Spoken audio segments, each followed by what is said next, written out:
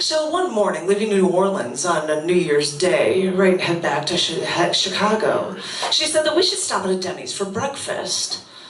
And I get it. Remember being a goth drama kid hanging out at Denny's at all hours of the night because you were too young to drink at a bar. But I don't go to Denny's because one year, after partying for New Year's in D.C., Paul, one of my buddies that was there, said that he wanted to go to this diner in Delaware for breakfast. Now, we hadn't had anything to eat, and we'd been drinking forever for New Orleans, for New Year's, and so we thought that this would be a great idea, and so off we went. Now, as I said, we hadn't eaten, and we were starving in Maryland, so once we saw exits to Annapolis, we thought, well, this is a cool place to grab something to eat. And we walked into an empty Denny's, which didn't even have locks on the doors because they're always open. And they sat us at a booth and they took our order. The waitress brought Paul's Grand Slam and whatever I ordered. An omelet, hash browns. But after we started eating, a really big man entered Denny's.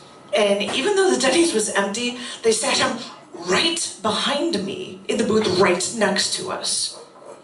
And he was built like Chief Wiggum. And he shook my seat when he worked his way in. I thought of that Simpsons episode where Wiggum was in a booth at a diner and Lou had to stab Wiggum's seat with a switchblade, popping it like a balloon so that Wiggum could actually get out of the booth. So he was in his seat, and he moved my booth seat 6 inches toward my table, and he immediately lit up a huge cigar that smelled like burning manure.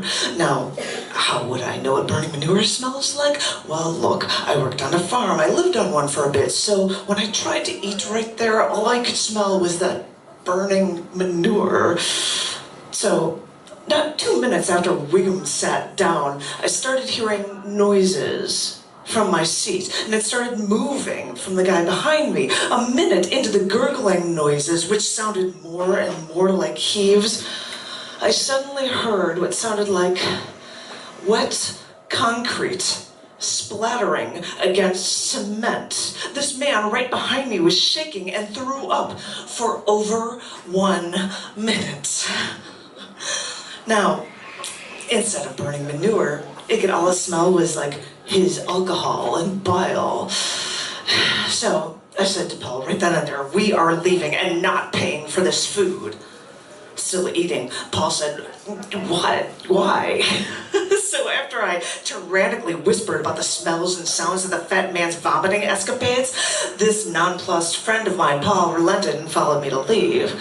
I gave the waitress a tip, but the people at Denny's understood why we wouldn't pay. So yeah, we did go to that diner in Delaware, and the food was good, and no one vomited.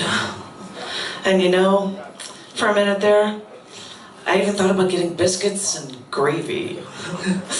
But that New Year's, I resolved to never eat at Denny's again.